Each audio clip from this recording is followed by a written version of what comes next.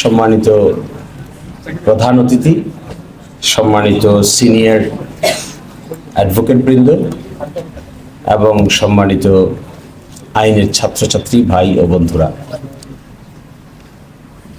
তো আজকে টপিকটা হলো দি আর্ট অফ ক্রিমিনাল প্র্যাকটিস।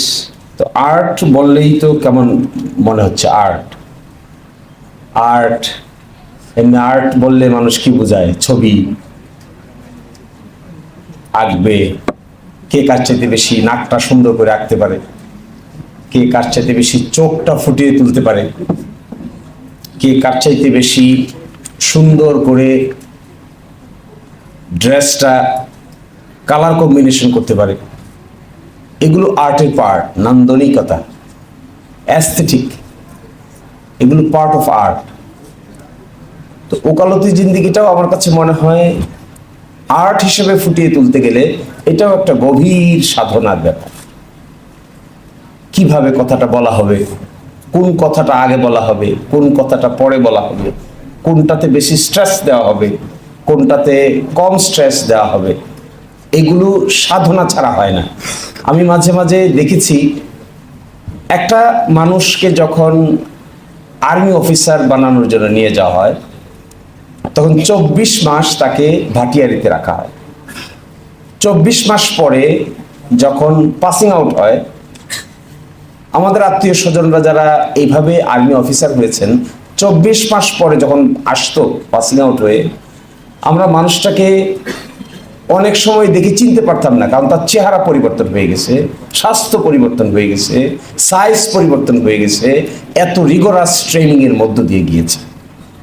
এখানেও যারা আইন পেশায় আর্টিস্টিক ওয়েতে এটাকে প্রেজেন্ট করতে চাইবে, আমার বিবেচনায় তাদের জীবনটাও প্রিলিমিনারি সময়টা এই ধরনের একটা গভীর রিগোরাস প্রসেসের মধ্য দিয়ে যেতে হবে। এখন রিগোরাস প্রসেসের মধ্য দিয়ে না যেতে পারলে তো মাথা খুলবে না, কলম খুলবে না, পড়ার ধরন চেঞ্জ হবে না। সকলেই পড়ে, আমিও পড়ি, তা আমি তো আর আর্টিস্টিক হব না, আমি তো শিল্পী হব না। শিল্পী সে হবে সকলের মতো আমি যখন ভিন্নভাবে পড়তে পারি। খন্দকার মাহবুব হোসেন স্যারের কথা আমি এখানে বলি একটু। স্যার মাঝে মাঝে আমারে বলতেন পেপার বুক পড়ো, আমি গল্পের ছলে কথাগুলো বলি শেষ করে দিব। বলছি পেপার বুক পড়ো।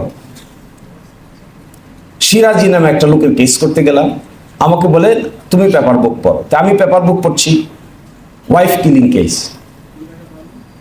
একজন রিক্সাওয়ালা সারাদিন রিক্সা চালিয়ে বাড়িতে আসছে ঘর্মাক্ত অবস্থায়। সে স্বীকারোক্তিমূলক জবানবন্দি দিয়ে বলছে এই কথাগুলো, যে বাড়িতে আসলাম, এসে দেখি আমার ওয়াইফ তরকারি কাটতেছে। তাকে বললাম আমাকে একটা ডিম বাইজে দে। সে আমাকে একটা গালি দিল, গালি দিয়ে বলল তুই আমার কাছে চাস কেন, তোর মার কাছে গেছা। এই প্রেক্ষিতে গ্রামে শিলপাটা আছে, শিলপাটা, ওই শিল আর পাটার শিলটা উনি হাতে নিল, হাতে নিয়ে ওই শিলটা দিয়ে একটা ঢিল মারছে। ওই ঢিল মারার পরে মাথার মধ্যে লাগছে, ব্রেনে হ্যামরেজ হয়েছে, হাসপাতালে নিছে, মারা গেছে। নিম্ন আদালত তাকে মৃত্যুদণ্ড দিয়েছে। এই কনফেশনটা যখন পড়ে শোনাচ্ছি আমি, পটুয়াখালীর কেস, স্যার আমাকে বলেন আবার পড়ো। আবার পড়লাম।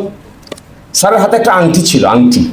তো এই আংটিটা এরকম করে একবার ঢোকায় একবার বের করে, একবার ঢোকায় একবার বের করে, আর গুনগুন গুনগুন করে। তা আমি আবার পড়ে শোনালাম কনফেশনটা। কি করব স্যার? বলে আবার পড়ো। আবার পড়ছি, পরে বলে যে কি বললা, কি বললা? শিল, শিল, শিল, শিল, শিলটা একটা দাগ দাও। দাগ দিলাম শিল। বলে এইটাই আর্গুমেন্ট, শিল। তো বলে স্যার শিলের কি আর্গুমেন্ট হবে? বলে এটা কালকে কোর্টে, my lord justice Ruhul Quddus এখনো আছেন, আমারে বলে তুমি একটা জাজমেন্ট খুঁজো, provocation varies person to person. এই থিওরি আমি এখানে অ্যাপ্লাই করব। Provocation is such a theory, it varies person to person. একজন অশিক্ষিত মানুষের প্রভোকেশন আর একজন শিক্ষিত সফিস্টিকেটেড ইউনিভার্সিটি টিচারের প্রভোকেশন আর একজন লয়ারের প্রভোকেশন আর একজন বিচারকের প্রভোকেশন, এটা কখনো এক হবে না।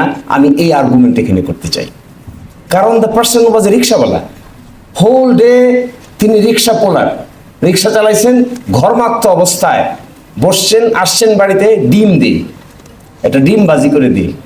তারপরে আমাকে বললেন খুঁজতে, আমি ইন্ডিয়ান জাজমেন্ট খোঁজা শুরু করলাম। বাংলাদেশে এরকম কোনো জাজমেন্ট নাই।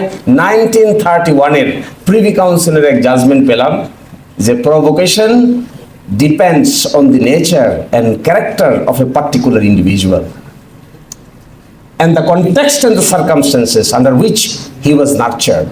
একটা মানুষ কিভাবে বড় হয়েছে, কোন সার্কামস্টেন্সেসে বেড়ে উঠেছে, কোন পরিবারে জন্ম হয়েছে, কোথায় শিক্ষা নিয়েছে, কি খেয়ে বড় হয়েছে, আশেপাশে কি ছিল, পারিবারিক স্ট্যাটাস কি, এগুলো বিবেচনা করে প্রভোকেশনের মাত্রাগত পার্থক্য হয়।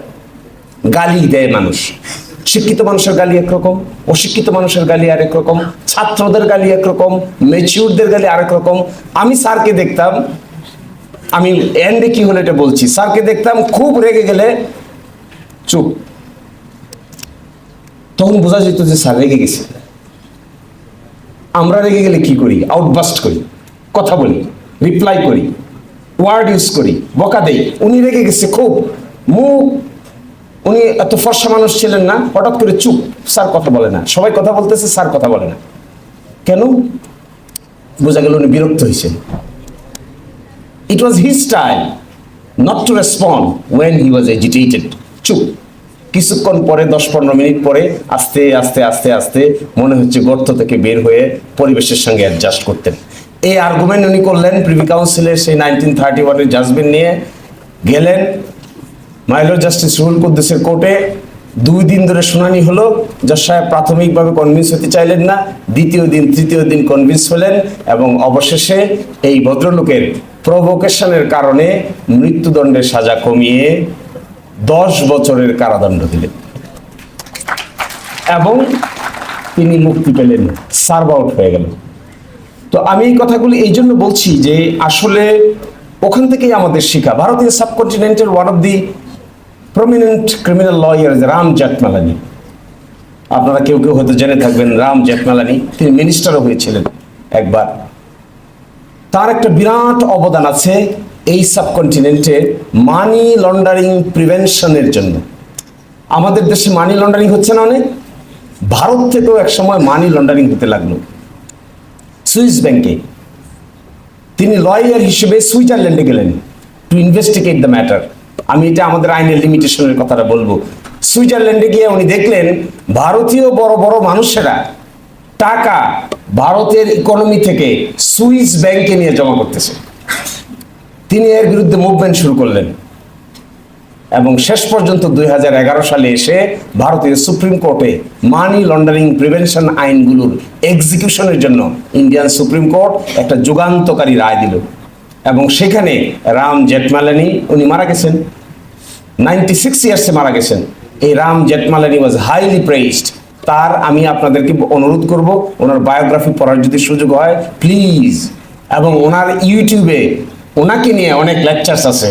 লাইভ লো কি কেউ পড়ে দেখেন? লাইভ লো কেউ দেখেন? ইন্ডিয়ান লাইভ লো যদি কারো দেখার সুযোগ থাকে, you can watch his video. অন্য পিপলরা ওনার কর্মকাণ্ডের উপরে বিরাট আলোচনা করেছেন, শর্ট ভিডিও তৈরি করেছেন। আমাদের দেশে তো এগুলো এখনো কালচার তৈরি হয় নাই। এত বড় বড় জাজমেন্ট হয়ে যাচ্ছে সুপ্রিম কোর্টে, 15th অ্যামেন্ডমেন্ট হয়ে গেল, 16th অ্যামেন্ডমেন্ট হয়ে গেল, 13th অ্যামেন্ডমেন্ট হয়ে গেল, তারপরে এত বড় বড় জাজমেন্ট হচ্ছে ঠিকই, 21 আগস্টের রায় হয়ে গেল, 10টা কষ্ট মামলা রায় হয়ে গেল, কিন্তু দেখবেন আমাদের দেশের লিগ্যাল জুরিসপ্রুডেন্সে এগুলো নিয়ে পক্ষে বিপক্ষে এই ধরনের কোনো আলোচনা হয় না। কেন হয় না? Because we are not, till today we are not intellectually updated. This nation is still intellectually is not updated. এখন বিচারক একটা রায় দিয়েছেন, আমরা যদি ক্রিটিসাইজ করে ভিডিও বানাই আরেকজনে বলবে কন্টেম্প্ট হয়েছে, কিন্তু this is a part of discussion. We have every right to criticise, for or against. এই আলোচনা এই দেশে চলতে হবে। ছাত্রদের না হয় ইন্টারেস্টেড হবে কি করে? How the student will know? আমি আরেকটা ছোট্ট ঘটনা শোনাই। বেইল, আমাদের এই বারের একজন বিখ্যাত মেম্বার, ওনার বিরুদ্ধে একটা কেস হলো ওনাকে, আমি নামটা বলছি না, ওনাকে জেলে নিয়ে গেল, ম্যাজিস্ট্রেট কোর্ট থেকে ওনাকে জেলে নিয়ে গেল। স্যার আমাকে বললেন, খন্দকার মাহবুব হোসেন স্যার আমাকে বললেন, ওর বেল সরাসরি হাইকোর্টে চাইবো, তুমি ব্যবস্থা করো, সেশনস কোর্টে আমি যাব না। তা আমি বললাম, স্যার এটা কোথায় আমি পাবো? বলে খুঁজো। কখনো কখনো এক্সেপশনাল সার্কামস্টেন্সেসে সেশনস কোর্টে না গিয়ে সরাসরি হাইকোর্টে আসা যায় জাজমেন্ট বাইর করে। তো খুঁজি পাইতো না। আমার সঙ্গে কাজ করে আরেকজন আইনজীবী আছে, ওর নাম সাদ্দাম, ওকে নিয়ে খুঁজি। হঠাৎ করে চোখের সামনে নুরুল ইসলাম বাবুলের কেস পড়লো। সেখানে দেখলাম যে ওই ভদ্রলোক ম্যাজিস্ট্রেট কোর্টে বেল চাইলেন, বেল দিল না। সেশনস কোর্টে বেল চাইলেন, সেশনস কোর্টে খালি ডেট পরে। তখন তিনি করলেন কি, সেশনস কোর্টকে ডিঙিয়ে ম্যাজিস্ট্রেট কোর্টের অর্ডারটা নিয়ে সরাসরি হাইকোর্টে আসলেন। হাইকোর্ট বেল দিয়ে দিল। হাইকোর্টের অর্ডারের বিরুদ্ধে সরকার সুপ্রিম কোর্টে গেল। সুপ্রিম কোর্টে লিভ দিয়ে শুনানি হলো। সেখানে বিস্তারিত সুপ্রিম কোর্ট বলে দিল, in exceptional circumstances you can come to the high court directly bypassing the sessions court। এবং আসলাম, মামলা ফাইল হলো আমাদের হাইকোর্ট ডিভিশনে। ওই বিজ্ঞ আইনজীবীকে হাইকোর্ট ডিভিশন সরাসরি বেল দিলেন। খন্দকার স্যারের সবচেয়ে ইম্পর্টেন্ট ইস্যুটা ছিল, সবচেয়ে এক্সেপশন খুঁজতেন। বেগম খালেদা জিয়ার মামলা যখন হয়, ওনাকে হাইকোর্ট ডিভিশন বেল দিল, সুপ্রিম কোর্টে তার বিরুদ্ধে সরকার গেল, অ্যান্টি কারাপশন কমিশনে গেল। স্যার আমাকে বললেন, তুমি একটা কাজ করো, আমি একটা সাবমিশন রাখতে চাই যে ভারতীয় উপমহাদেশে সিমিলার কেস কোনটা কারাপশনের কারণে বেগম খালেদা জিয়াকে সাজা দিয়েছে, তো সিমিলার কেস বাই করে খুঁজে। তো সিমিলার কেস খুঁজতে একই ধরনের ঘটনা, একই ধরনের নেচার তো পাওয়া যায় না। খুঁজে দুইটা জাজমেন্ট পেলাম। একটা হলো লালু প্রসাদ যাদব, আর আরেকটা পেলাম জয়ললিতা। তো উনি বলেন যে লালু প্রসাদ যাদবেরটা আমি সাইড করতে চাই না, কারণ লালু প্রসাদ যাদব তো পুরুষ, বেগম খালেদা জিয়া হলেন মহিলা, সুতরাং জয়ললিতার মামলাটা আমি সাইড করতে চাই। উনি আমাকে বলেন যে বলো তো জয়ললিতাকে কি গ্রাউন্ডে বেল দিয়েছে। আমি 2 দিন 3 দিন ঘাটাঘাটি করে একটা পেপার লিখে দিলাম। উনি পেপারটা দেখলাম সুপ্রিম কোর্টের সামনে পড়ে শোনালেন। খন্দকার মাহবুব হোসেন স্যারের কথা কেন আমি বারবার বলছি, আমি দেখতাম এক্সেপশনাল প্র্যাকটিসিং আর্টটা যে কত সুন্দর। একটা এক্সাম্পল বলি, উনি এক কোর্টে গেছেন, বিচারপতি ছিলেন জাস্টিস ম্যাডাম জাস্টিস, রিটায়ার করেছেন যে মহিলা, ম্যাডাম জাস্টিস কৃষ্ণা দেবনাথ, আর হলো SM আব্দুল মুবিন। আমারে বলে চলো, গেলাম কোর্টে, মৃত্যুদণ্ডের কেস পটুয়াখালী বিজ্ঞান প্রযুক্তি বিশ্ববিদ্যালয়ের এক ছাত্রীকে আর এক ছাত্র মেরে ফেলেছে, চাপাতি দিয়ে কূপ দিয়েছে, হেলিকপ্টার দিয়ে ঢাকায় এনেছে, ঢাকায় আনার পরে সে মৃত্যুবরণ করেছে, because it was a case of jilted love. এখন আমি কি ওখানে বসছি, স্যার আমাকে বলেন, মাই লর্ড, এইখানে আমরা কোনো খালাস চাই না। তো আমি তো একটু আটকাই বসছি, স্যার এত আমাদেরকে অ্যাপয়েন্টমেন্ট করেছে, আপনিও খালাসের আর্গুমেন্ট করবেন না? বলছে, মাই লর্ড, আমি কোনো খালাস চাই না, আপনি সাজাটা কমাইয়া মৃত্যুদণ্ড থেকে যাবজ্জীবন দিয়ে দেন। তো জজ সাহেবের একটু নড়ে বসছে যে এটা কেমন সাবমিশন।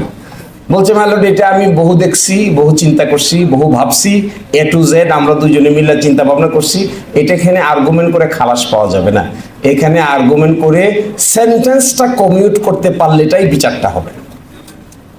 কয়েকদিন শুনানি হলো, আমাকে বলে আমি বসি, তুমি সাবমিশন রাখো। তা আমি 3 দিন ধরে সাবমিশন রাখলাম, ভারতের জাজমেন্ট দেখালাম, এই প্রথম আফ্রিকার এক জাজমেন্ট দেখালাম, সাউথ আফ্রিকার একেবারে এক্স্যাক্টলি অন পয়েন্ট, জিল্টেড লাভ। এই জিল্টেড লাভের উপরে জাজমেন্ট দেখানোর পরে এগ্রাভেটিং মিটিগেটিং সার্কামস্টেন্সেস দেখানো হলো, দেখানোর পরে মৃত্যুদণ্ড দিলে কি হবে, না দিলে কি হবে, সেন্টেন্স কমিউট হলে কি হবে, না হলে কি হবে, কাটাকাটি করে দেখালাম যে এখানে আসলে মৃত্যুদণ্ড দিলে দ্যাট উইল বি ইররিভার্সিবল পানিশমেন্ট। এবং অবশেষে এই সুমনকে আমাদের হাইকোর্ট ডিভিশন মৃত্যুদণ্ড কমিয়ে যাবজ্জীবন সাজা দিল। আজকালকার দিনে অনেকেই আমরা যদি এই কথা বলে যে আমাকে খালাস দেওয়ার দরকার নেই, আমার সাজা কমায় দেন, তো মক্কেল পিছন দিক থেকে দৌড় দিবে না?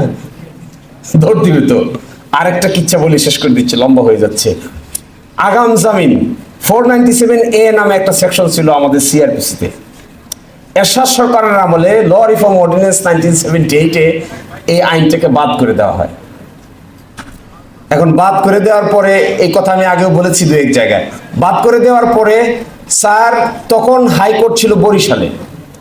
স্যার বললেন আমি একটা আগাম জামিনের পিটিশন নিয়ে গেছি বিচারপতি হাবিবুর রহমান শেলী সাহেবের কোর্টে। তো শেলী সাহেব আমার পিটিশন দেখে এরকম করে ঢিল মেরে ফেলে দিছে, mister Hussain, you don't know even the relevant law has been repealed, and why did you file this anticipatory bail application? There is no such provision in the criminal code to file any application for anticipatory bail. Why did you file it? Get it back. এই কথা বলে পিটিশনটা ফেলে দিছে। Sir আমারে বলেন যে পিছন দিকে তাকায় দেখি জজ সাহেবের এই গরমের কারণে মক্কেল দৌড়ে পালায় চলে গেছে। এখন কি করি আমি? মক্কেল তো নাই। বলছে ওকালতনামায় মক্কেলের স্বাক্ষর দিছি, দেয়া সরাসরি আপিলের ডিভিশনে আসছে। আপিলের ডিভিশনে আইসা ফাইল করলাম, এই জাজমেন্টটা রিপোর্টেড আছে বিএলডিতে।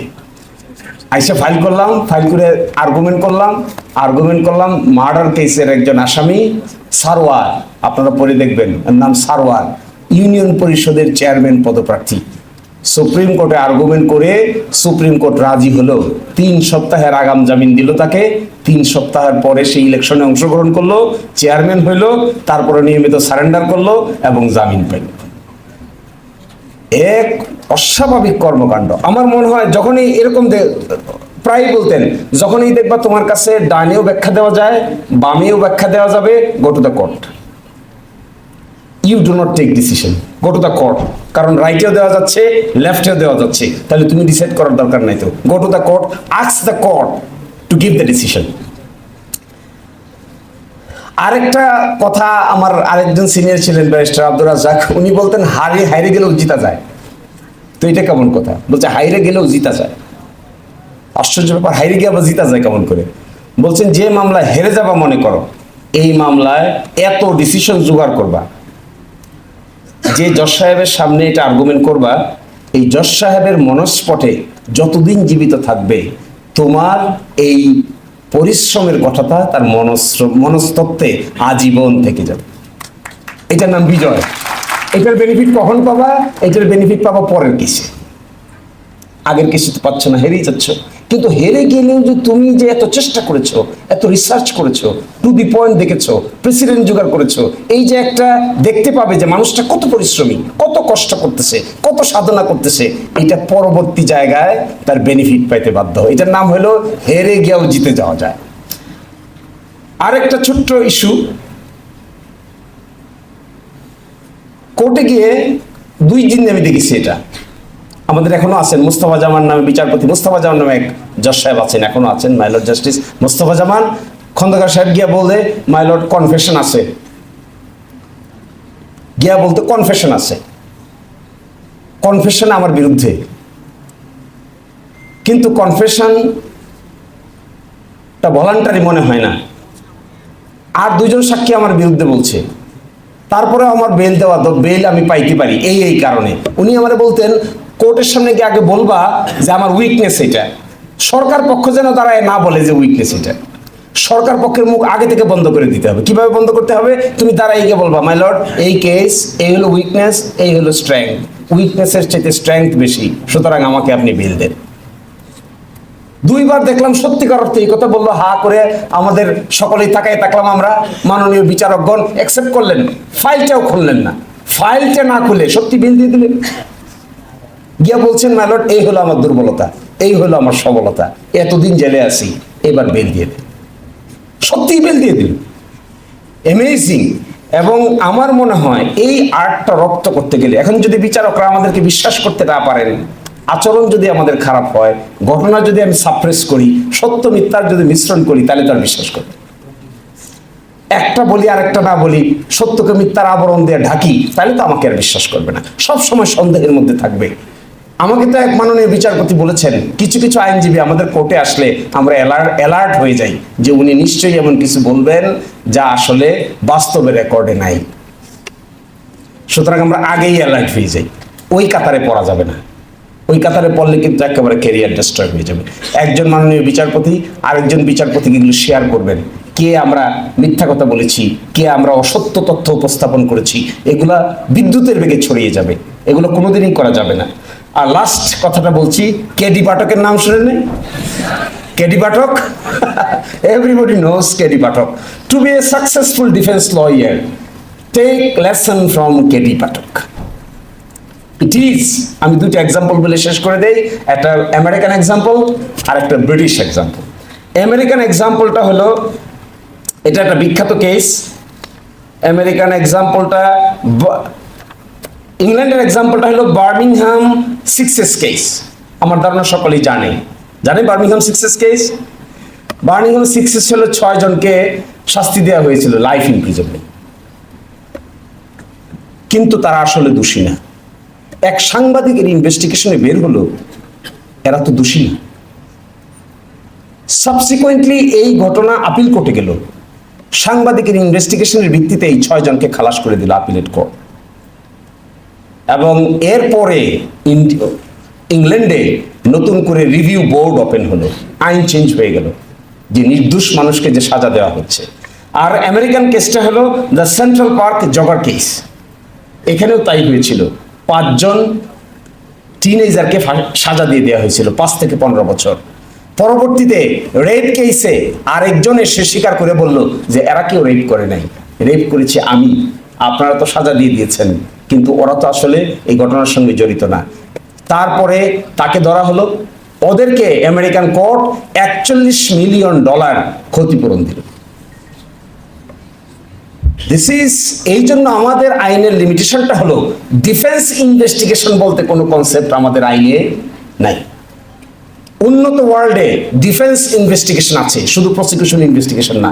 ডিফেন্স চাইলেও কথা বলতে পারে, ডিফেন্স চাইলেও ডকুমেন্ট দেখতে পারে, ডিফেন্স চাইলেও কোর্ট ভিজিট করতে পারে, সিন ভিজিট করতে পারে, সব জায়গায় যেতে পারে, উইটনেস স্টেটমেন্ট সংগ্রহ করতে পারে ডিফেন্সের পক্ষ থেকে। এইগুলো ডিফেন্স স্টেটমেন্ট বা ডিফেন্স ইনভেস্টিগেশন হিসেবে পরবর্তীতে আদালতে আসতে পারে। কিন্তু আমাদের দেশে শুধু প্রসিকিউশন ছাড়া আর কেউ এই কাজ করতে অ্যালাউড না। এই জন্য দেখবেন ভুল লোকের সাজা হয়, ভুল লোকের ফাঁসি হয়, ভুল লোক একজনের নামে আরেকজন জেলে আছে, দেখেন নাই? একজনের নামে আরেকজন জেলে আছে, এরকম হয়। মিস্টেকেন আইডেন্টিটির কারণে বহু লোক জেলে আছে এখনো। আইডেন্টিটি কার্ড একজন করেছে, একজন জেলে খাটতেছে আরেকজন, এরকম আছে। আয়নাবাজি আছে, আমার সাজা হয়েছে, আমার পরিবর্তে আরেকজনকে আমি জেলে ঢুকিয়ে দিয়ে আমি বাইরে ঘুরতেছি, আসল লোক যখন বের হইলো তখন সেই লোক দেখে গেছে মালয়েশিয়ায় ঘুরতেছে। এই আয়নাবাজিও আছে আমাদের দেশে। তো এই সব মিলে মূল কথাটা, আমার হাম্বল অনুরোধ থাকবে, টু বি এন আর্টিস্ট, সাধনা ছাড়া আর কোনো রাস্তা নেই, আর কোনো রাস্তা নেই। কিন্তু যে সাধনা করবে বিনিময়ে সে সম্মান পাবে।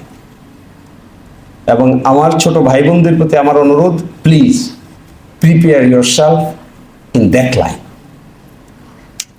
এবং ওই লাইনটা, এখানে যারা বসে আছেন, জনাব প্রবীণ Niyogi, one of the most senior lawyer of this premises, and he has remarkable contribution in the legal jurisprudence. যে 2টা বই, যে 2-3টা বই না পড়লে সংবিধানের পড়াই হয় না, তার মধ্যে একটা হলো late lamented senior mister Mahmud ইসলামের দ্য কনস্টিটিউশনাল ল। এটা না পড়লে উকিল হওয়া যায় না। সকল মাননীয় বিচারকদের কাছে এটা আছে, সকল বিজ্ঞ আইনজীবীদের কাছে এটা আছে। এই যে কন্ট্রিবিউশন রেখে চলেছেন, এই কন্ট্রিবিউশনের কারণে কি পান? সম্মান পান। বাংলাদেশের বিখ্যাত জায়গাগুলোতে চেয়ার পান, টাকা হইলেই সেটা পাওয়া যায় না, অট্টালিকার মালিক হইলেই সেটা পাওয়া যায় না, কিন্তু স্যার পান। ডেকে নিয়ে জাতিতে ক্লাস করতে দেওয়া হয়, বিচারকদের ক্লাস। বিসিএস প্রশাসন একাডেমিতে ম্যাজিস্ট্রেটদের ক্লাস করতে দেওয়া হয়, সচিবদের ক্লাস নিতে হয়। তো এর চাইতে অগাধ সম্মান কি আর কিছু আছে? এগুলোর বিনিময়ে পরিশ্রম সারা জীবনেই ক্ষয় করে দিয়েছে, ক্ষয় করছেন, আমরা দেখছি তো প্রতিদিন, প্রতি রাত। আর তো কোনো নেশা নাই, আর তো কোনো দিকে লোভ নাই, লালসা নাই, কোনো দিকে তাকানো নাই, কোনো কিছুর প্রতি, অট্টালিকার প্রতি কোনো মোহ নাই, শুধুই আছে বই, পড়ালেখা, লেখাপড়া, নতুন ডিসিশন, নতুন জাজমেন্ট। এই সাধনাটা তোমাদের জন্য থাকবে। আর একটা ছোট্ট কথা বলে শেষ করে দিচ্ছি। My lord justice Jafar Ahmed, ওনার একটা বিখ্যাত রায় আছে প্রবেশনের উপরে, মতি মাতবরের কেস। যদি কারো সুযোগ থাকে তাহলে মতি মাতবরের কেস পড়লেন। মাই লর্ড জাস্টিস জাফর আহমেদের এই যে ইনোভেটিভ জাজমেন্টটা ছিল, আমি সেখানে ওকালতি করার সুযোগ হয়েছিল আমার। বলি শেষ করে দিচ্ছি, একটা মাদকের মামলায় 5 বছরের সাজা হয়ে গেছে, নিম্ন আদালতে 5 বছরের সাজা দিছে, আপিলেও 5 বছরের সাজা কনফার্ম আছে, হাইকোর্টে রিভিশন করে বেল পেয়েছে। 17 মাস জেল কাটার পরে রিভিশনটা শুনানির জন্য আসছে। তখন আমি গিয়ে কোর্টে বললাম যে মাই লর্ড এখানে খালাস দেন। My lord justice Jafar Ahmad বলেন আপনি খালাস পাবেন না, কারণ আপনার কেস প্রমাণিত। তো বললাম মাই লর্ড 17 মাস তো জেলে ছিলাম। বলছে আবার জেলে যেতে হবে, কারণ আপনার কেস প্রমাণিত। কি মাথায় আমার হাত। কেসটা ছিল আমাদের বিজ্ঞ অ্যাডভোকেট রুহুল আমিন ভাই। আমি ওনাকে নিয়ে বললাম যে চলেন আমরা কোনো বিকল্প কিছু বের করতে পারি কিনা। বিকল্প কিছু বের করার জন্য চেম্বারে গিয়া হাতাহাতি করতে করতে করতে করতে হঠাৎ করে চিন্তা জাগলো, মাই লর্ড জাস্টিস ইমান আলীর একটা রায় ছিল প্রবেশন অফ অফেন্ডার অর্ডিন্যান্স 1960 উপরে। সেইটা পড়ে আমি যখন মাননীয় বিচারপতিকে দেখালাম, আমি দেখলাম যে উনি আমার সঙ্গে কিছুটা একমত হয়ে গেলেন যে না, ওনার যদি কন্ডাক্ট ভালো থাকে, চরিত্রগত কোনো পার্থক্য না হয়ে থাকে, যদি ওনার অ্যাটিটিউড ভালো থাকে, তাহলে ওনাকে জেলে না গিয়ে প্রবেশনাল অফেন্ডার্স অর্ডিন্যান্সের সেকশন 3 এর অধীনে বাড়িতে থেকেও বাকি সময়টা তিনি পার করতে পারেন। অবশেষে তিনি বললেন আমি একটা রিপোর্টের জন্য আদেশ দেব প্রবেশন অফিসারকে। প্রবেশন অফিসারকে রিপোর্টের জন্য আদেশ দিলেন। রিপোর্ট আসলো, আইসা বলল যে জেল থেকে মুক্তি পাওয়ার পর ওনার conduct is very good, he is socially viable, he is doing good, he is taking care of his mother and 3 daughters. সুতরাং এই লোকটাকে যদি আবার জেলে নিয়ে যাওয়া হয়, এই ফ্যামিলিটা ডিসমেন্টেল হয়ে যাবে, সামাজিক বিপর্যয় দেখা দিবে, তার ক্যারেক্টার তো ভালো হয়ে গেছে। তারপরে তাকে 2 বছরের প্রবেশন দিয়ে বাড়িতে থেকে মাকে দেখাশোনার শর্তে আর 3 মেয়েকে ভালো করে লেখাপড়া করিয়ে উপযুক্ত পাত্রস্থ করার শর্তে বাড়িতে থেকে 2 বছরের সাজা খাটার একটা রায় দিলেন। এবং আমার ধারণা, যদি এই সমস্ত কৌশলগত দিকে আমরা সকলে মিলে প্র্যাকটিস করতে পারি, আসলে law profession is very beautiful profession. It comes from my heart, from the deepest core of my heart. Every day when I come to these premises, if I see senior lawyers like Praveen Yogi, like Jainal Abidin and Khandakar Mahbub Hossain তার এখন নাই, ওনাদেরকে দেখলে মনের ভিতরে একটা পবিত্রতম ভাবের জন্ম হয়, টাকা পয়সার ভাবের জন্ম হয় না, কিন্তু it comes from heart within, so that এটা একটা সেক্রেট কাজ করতে আসছে এরকম মনে হয়। এরকম কখনোই মনে হয় না যে আমি এখানে ব্যবসা করতে আসছি। নো, এখানে আসলে মনে হয় যে I am a part of a secret process, I am a part of a humanity. I am a part of a fundamental protecting humans' fundamental rights. এরকম মনে হয়। আমার ধারণা, তোমরা যদি আমরা সকলে মিলে এরকম জেনারেশন তৈরি করতে পারি, বাংলাদেশের চেহারা পরিবর্তন হবে।